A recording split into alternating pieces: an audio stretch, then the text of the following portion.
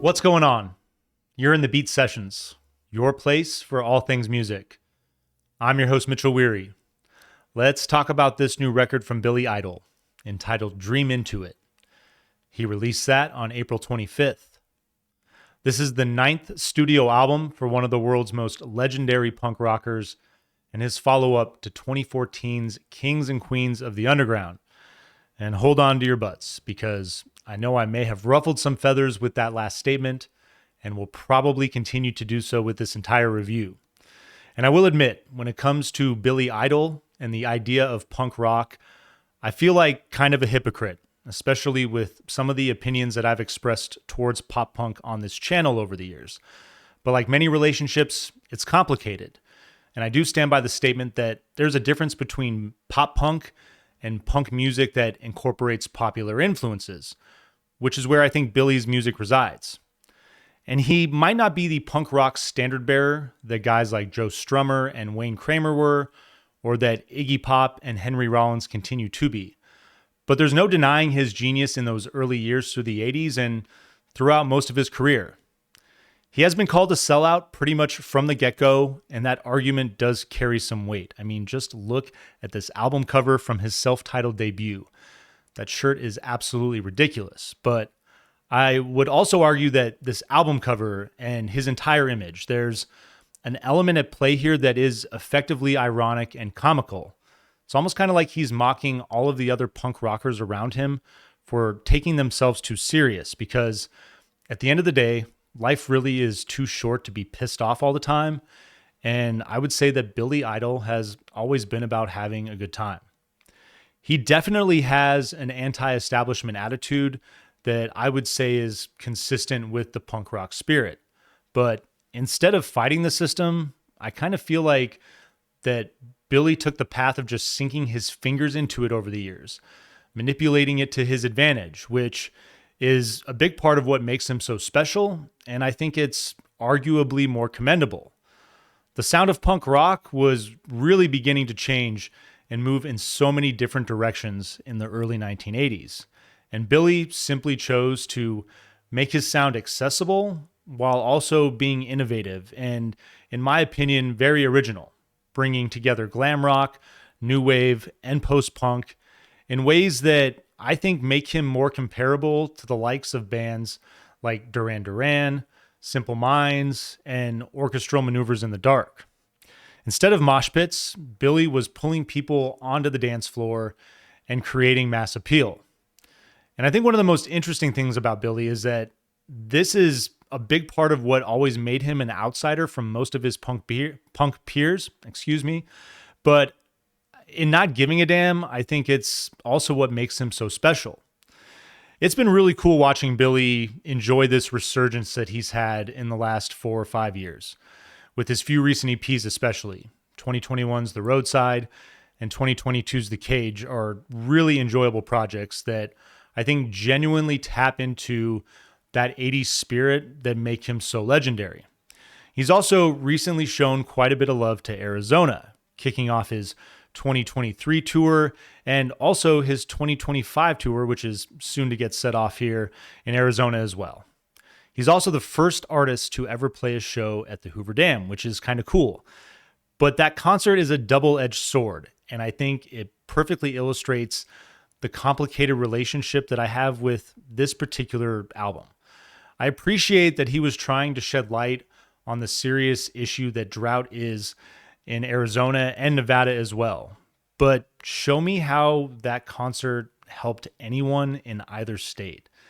And with all of those ticket prices, that show I think was more of a self-indulgent who's who kind of event than it was any benefit to the people in this region.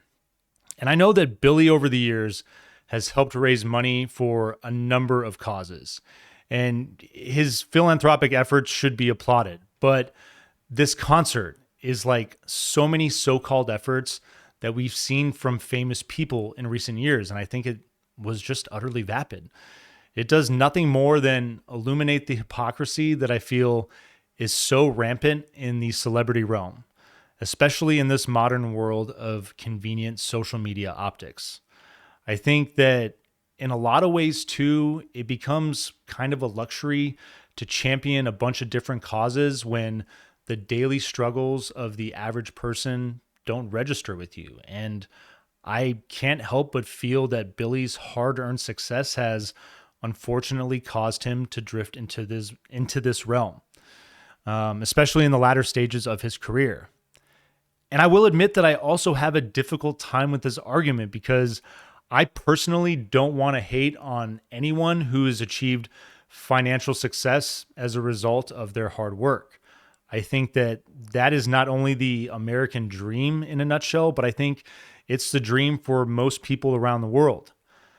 But I'd also say that those punk rockers that I mentioned previously that take themselves too serious, what the vast majority of them have that's different than Billy is that the creation of music to champion causes at the end of the day is bigger than achieving commercial success or any type of Instagram likes. These artists, they tour endlessly and work nonstop on and off stage to raise awareness. And while there certainly is an aspect of privilege in being able to wake up every day and make a modest living doing something that you're passionate about, I would say that it does also come as a result of sacrifice and dedication that doesn't place top priority on monetary compensation or simply having a good time. On the surface, Billy is a man who has strived towards finding a better part of himself. And as he's gotten older, and I think that, in the last 20 years, that his goal is to bring some good into the world where he wasn't like that before. And in many ways, he has succeeded in both. But this album reveals the spirit of a man who is stuck in the decadent glory days of the past. And it just makes it so tough for me to listen to this thing. That self-indulgence, it does sadly permeate Dream into it, along with a decade-old hangover from his efforts on Kings and Queens of the Underground, where he explores the high and low points of his life. But he does it without really establishing any kind of connection with his audience. It would be great to see him comment on these tumultuous times, given his philanthropic endeavors, to maybe provide his listeners with some food for thought. Or even if he was just tapping into that great storytelling that makes his music in the 80s, and I would say these recent EPs so excellent, that would be great too. Because I would say that punk rock really is about being more progressive than anything. But this album, it doesn't push any boundaries. It just revisits them. And it's not just the themes on this record that remain mundane either. It's also the arrangements on this record. I think that in a lot of ways, they are safe and they are painfully predictable. And I would also place equal blame on that for, or I should say with longtime collaborator Steve Stevens for not pushing Billy to be more inventive with his sound, to do more with it on this record. I do think that there are a lot of pleasant sounding melodies on this record, but the majority of them from start to finish, I think, are stagnant and they lack any type of energy to pull you in. You can even go and look at a record like Cyberpunk, which I definitely think is a failed experiment, but at least it took some risk to try to push his sound forward. And I'm not just looking for like all of these in-your-face kind of upbeat, fast-paced punk rock tracks. I love when Billy is going for mellow balladry. Tracks like Eyes Without a Face, Sweet 16, and recently the song Baby Put Your Clothes Back On from the Roadside EP. They're all great examples of how effective his tender side is. I think it's something that really can work to his strength. These songs are exciting because they experiment with different styles, and they also showcase great storytelling and move with purpose. This album, Dream Into It, it really feels like punk rock at half speed, like he's almost kind of trying to just sound his age, which is unfortunate. But at least the bass riffs from Chris Chaney are cool. I really dig those on this record. And back to the autobiographical lyrical approach on this record, I think it mostly falls flat at the end of the day. Most of the lyrics on this record seem to revel in shallow reflections on the past and at many points are kind of just obnoxiously braggadocious. On Too Much Fun, he sings, I bleached my hair, dropped out of school. I made a living breaking all the rules, of passing out in swimming pools, waking up in hospital, did GHB with GBH. I kissed a girl, then smoked some H. And sadly, he goes on this song, sounding more like a high school football hero at his 50-year high school reunion than a punk. And then there are moments like the track People I Love, which opens with the line, I know I could be sorry, but I don't feel bad for being who I am. And then he continues with, why do I keep pissing off people I love? It hurts like hell, for heaven's sake. Every time I mess things up, another little piece of my heart breaks. And it just continues on with this sort of shallow self-loathing for the consequences of his actions. He sounds like one of those people that is just fighting accountability, like one of those people who's always saying I'm sorry without actually being sorry. It's just a reactionary response that I think fails to register any genuine sense of remorse, and it's something that I personally just cannot stand. It drives me nuts when people do this. If you're going to apologize, actually mean it. The album opener is the track Dream Into It. Your title track is going to lead with some clanky electro percussion, breezy new wave electric guitar, and a soft vocal from Billy, that enters with droning synths. The drums are going to drop momentarily to let that vocal hook take center stage, and then the song is going to continue to ride the wave of cinematic 80s pop music. It's got twinkly textures at work in the second round of the hook. The drums pick up with grinding bass to give the track a little more energy, with the third verse incorporating more guitar, more synth drive, and a solo that's going to hit about 3.5 minutes through the track for just a brief moment. And then the track, it builds back to that breezy punk feel to finish. And it's not a bad way to open things up. Your second track is 77, which features Ms. Avril Lavigne. Opens with a sharp electric riff, a little slide that ushers in the rest of the pop-punk instrumentation for the intro. Seeing Avril's name on this track, it definitely gives you a feel of what is about to come. Just pop-punk. She opens the first verse over more grinding bass and driving percussion. There's a bit of guitar that works along with that. And then Billy works in to share the stage. Billy's going to lead off the second verse, and then with the singers switching roles, she's going to come in towards the end of that second verse. A brief breakdown leads into a solo, and it finishes with the chorus bowing out with the opening riff.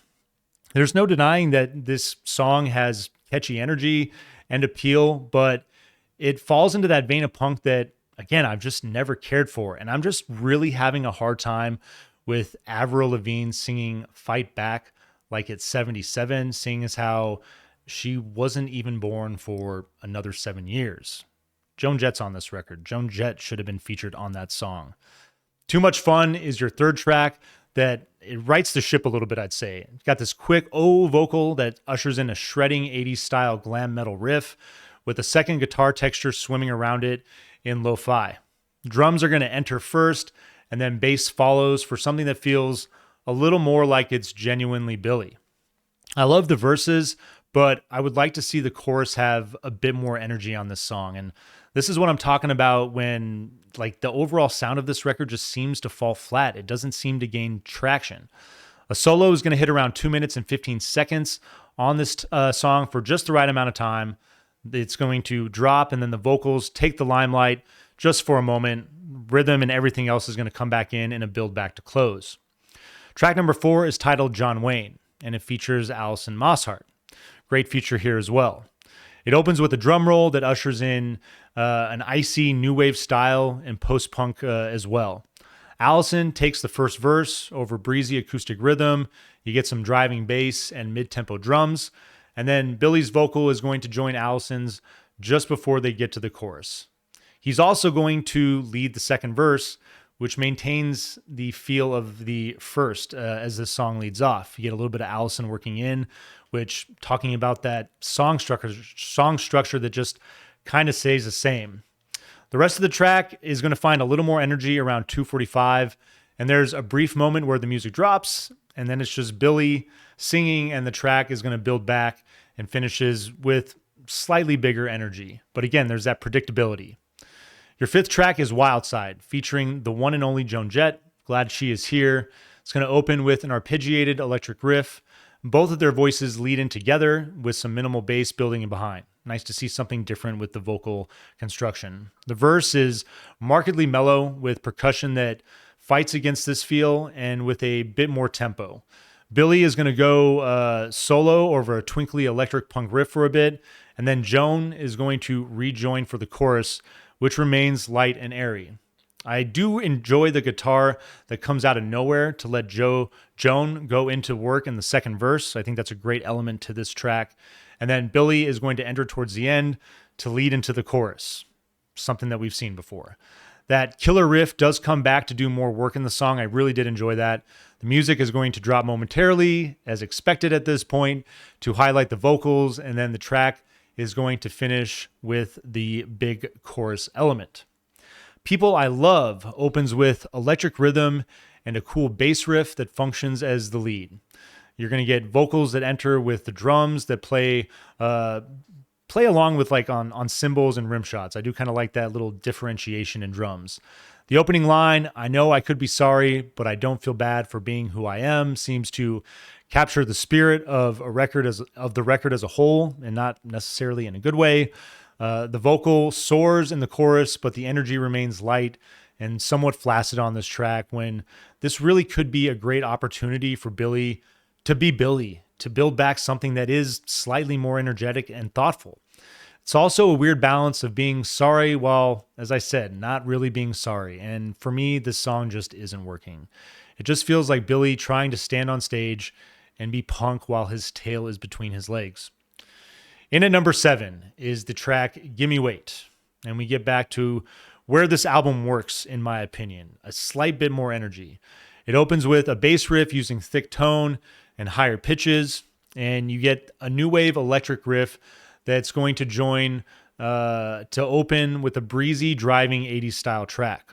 The texture builds in as the chorus comes into play, but the song keeps the same groove and features this catchy call and response vocal. Coda is big with lots of chanting woes. It's like woes. And I did enjoy the vocal element there to finish this thing. Your penultimate track is I'm Your Hero. It opens with big punk gospel feel, big harmonies behind Billy's voice.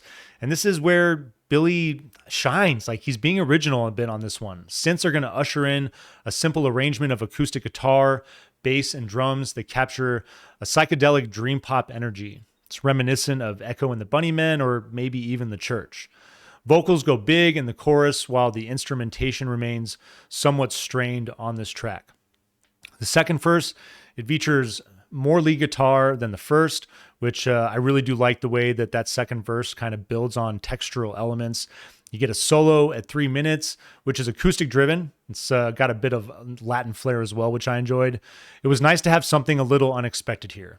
The coda is big with a sorrowful and bass driven outro as well. And then your final track is Still Dancing. It opens with up-tempo drums and a post-punk new wave electric riff. You get a crash of instrumentation that follows briefly to usher in a punk rock driven verse. I dig the layers of guitars that build in the old school feel here, and you get a vocal that goes big in the chorus as well with nice grinding guitars. And this track is really what I'm talking about. I enjoyed this track a lot. It's just a bummer that it takes almost 30 minutes to get to this point and you're done with the record. And the track does kind of have a bit of a Rebel Yell feel to it. I will say that it definitely is a heartfelt effort, but there's those elements that I mentioned previously, the sort of self-indulgence, this braggadocious autobiographical element that is just kind of fighting with the authenticity of this record.